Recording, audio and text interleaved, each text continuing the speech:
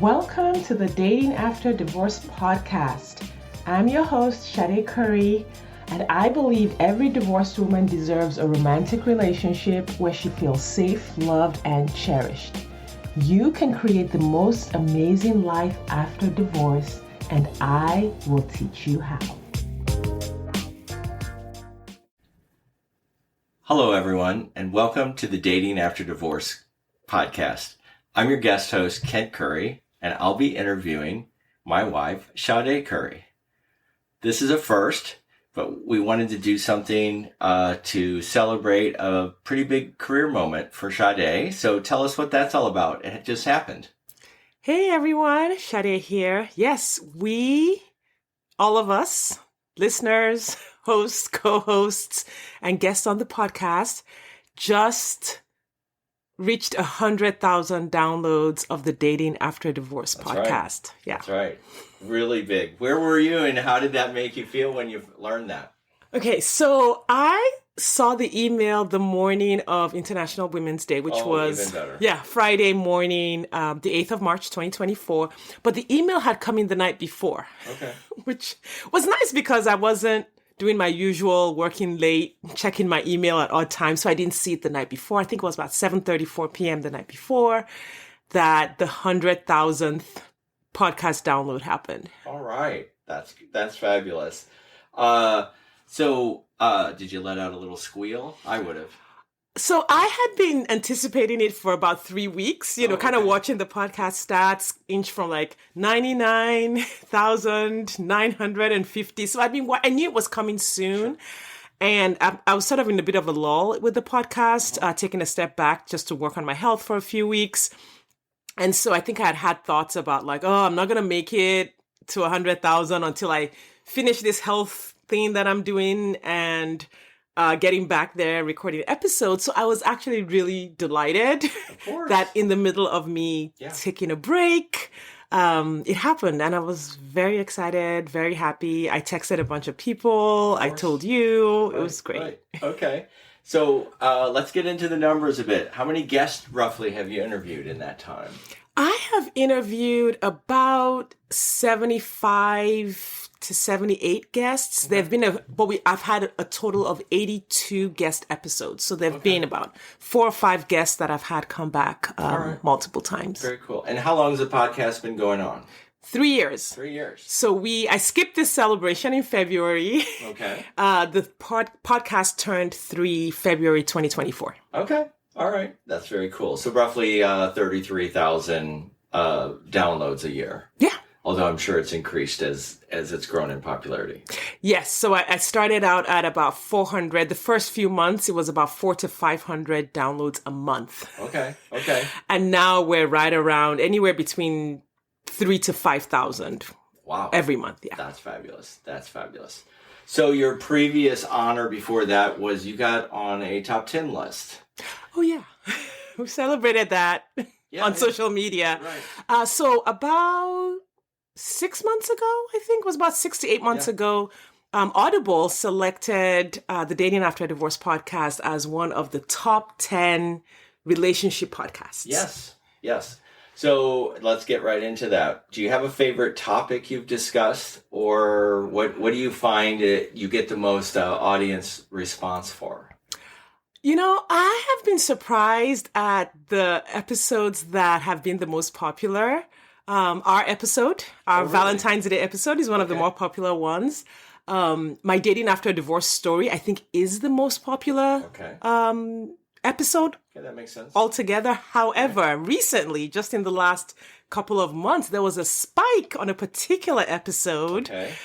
The one with guest Jamie Milam, and that was Dating After Divorce, the Friends with Benefits edition. Okay. All right, so that got almost 1,000 listens on its own in that particular month, which is like a quarter. A quarter of all the listens in that month were for Jamie's episode. So everyone wants to know what's up with the Friends with Benefits. Interesting.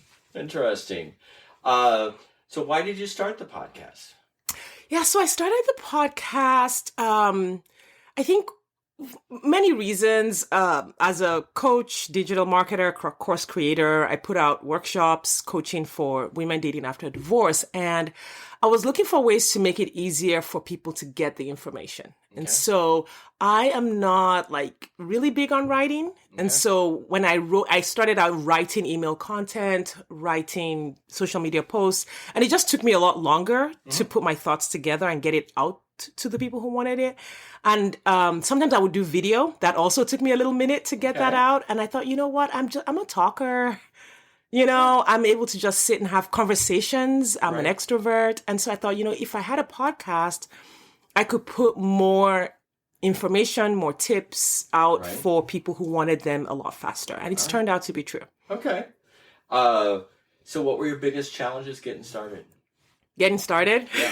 That was exactly it. Okay. All right. So, and I'd love to relate this to dating because I know for a lot of people, I've gone through my own challenge getting started dating and going through the first parts of dating. You know, at this point, we're talking, 2015, 2016. So that's almost 10 years ago that I went through the challenges that I help my listeners with. But starting the podcast really brought me to a place where I was doing something brand new again that was very scary and really brought me back to a place of being completely feeling very relatable, feeling like I could relate to everything my clients were saying about getting started or facing new obstacles. So when I started the podcast, I had never done a podcast before. I had thought about it for years, but never done it. And so it was scary to do this brand new thing. And I think that's something our brains experience is like whenever we're doing something that our brain doesn't know what the outcome is going to be, it's always a little bit scary. So I did feel very nervous. It took me about 6 weeks from start to finish to get the project off the ground. Okay.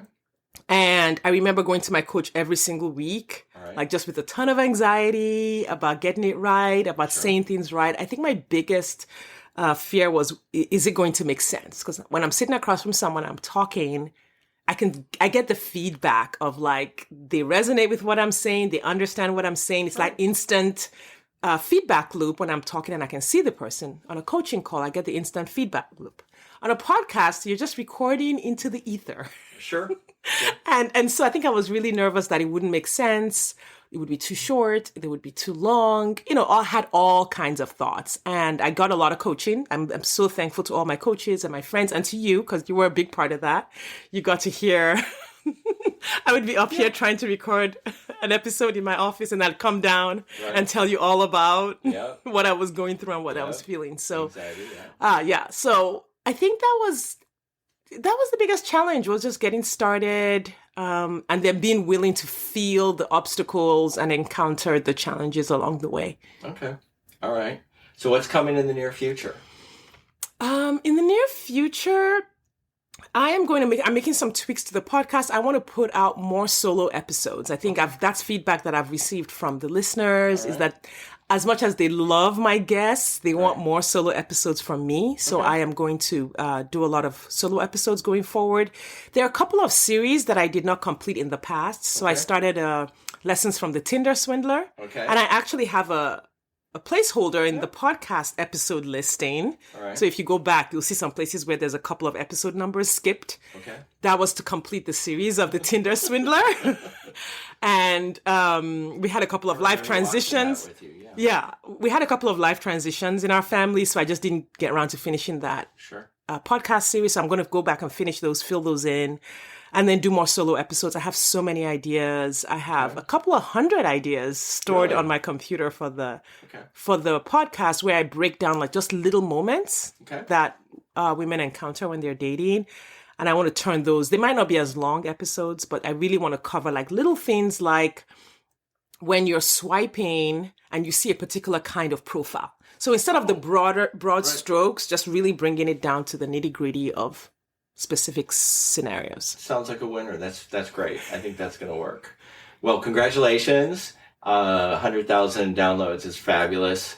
You're right on Joe Rogan's tail, so it won't be long till you'll be smoking him as well. Congratulations on 100,000 downloads, and who knows what's next? Bigger numbers, more people to help, and be a blessing to. Congratulations. Thank you.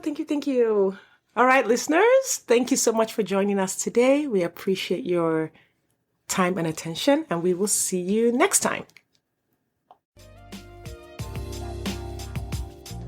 Thanks for listening today.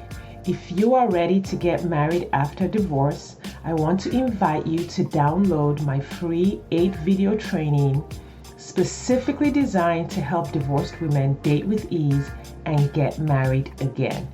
Head over to SadeCurry.com to get started. That's SadeCurry.com. I'll see you inside.